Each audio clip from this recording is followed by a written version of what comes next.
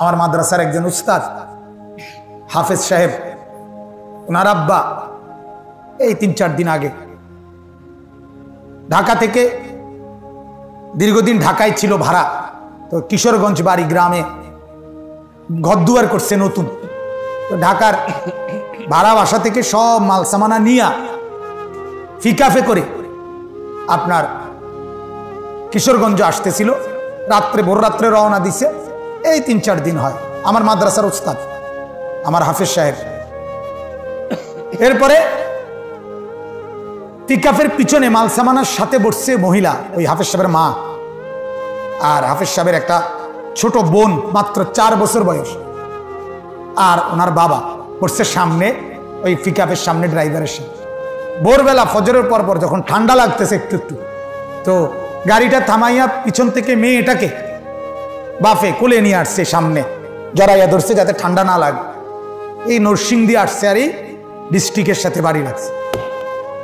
সাথে সাথে বাফও দুনিয়া থেকে বিদায় দিছে, 4 বছরের এই মেয়েটাও দুনিয়া থেকে।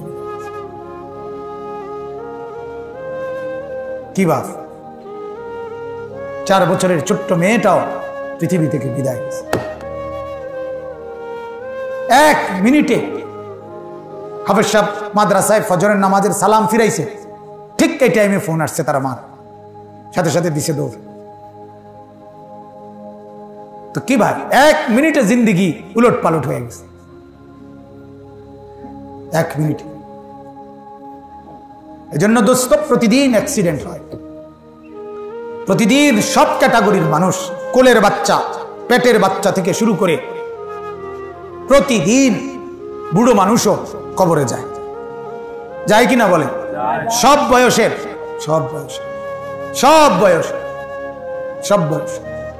আমার একজন ঘনিষ্ঠ কুমিল্লা মুরাদনগরের এক ছেলে আমারে সর্বোচ্চ দিল দিয়ে ভালোবাসে, ওমান থাকে, ওমান দেশে। তার বিবি কিছুদিন আগে মাত্র 3 মাস হয়ে গেছে, আগেও ছিল। তো বিবি বাচ্চা প্রসব হওয়ার সময়, এই কয়েকদিন আগে তার বউ একই সাথে বাচ্চা প্রসব হওয়ার সময় বাচ্চাটাও মারা গেছে, বউটাও মারা গেছে, দুজন। কি পরিমাণ কান্না হে কানতেছে, কতবার আমার কাছে ফোন দিছে, আমি কত সান্ত্বনা দিছি। কিসের সান্ত্বনা? বেচারা বলতে জোরে, আমি এটা কেমনে ভুলতে পারি, প্রথম সন্তান।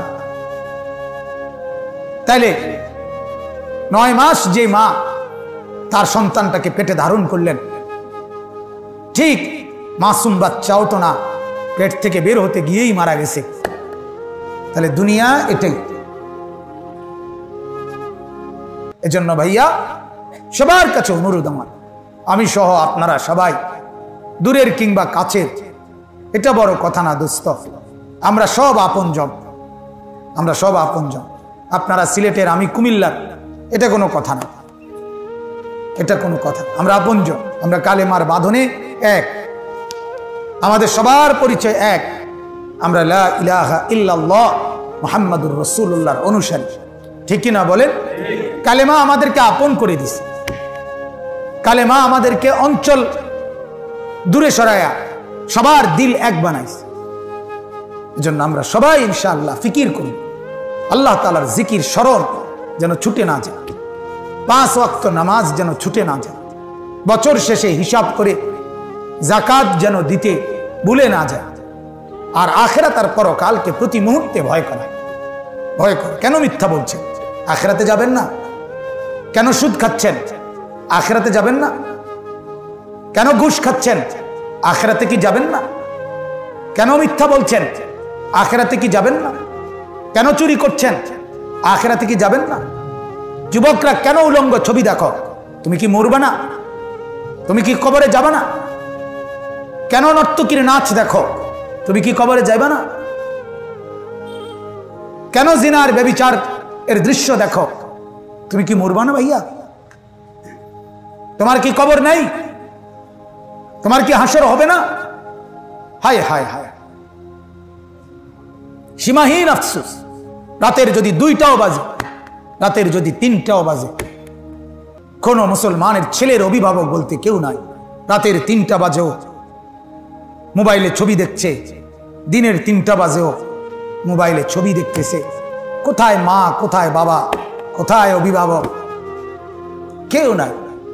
যার যার খুশি, যার যেভাবে খুশি ফুর্তি করতেছে, মজা করতেছে, ছেলেরা ছেলেদের সাথে, মেয়েরা মেয়েদের সাথে, যে যেভাবে পারছে। হায় হায়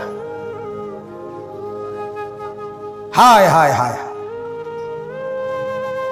এভাবে দেশ টিকবে না, এভাবে জাতি টিকবে না।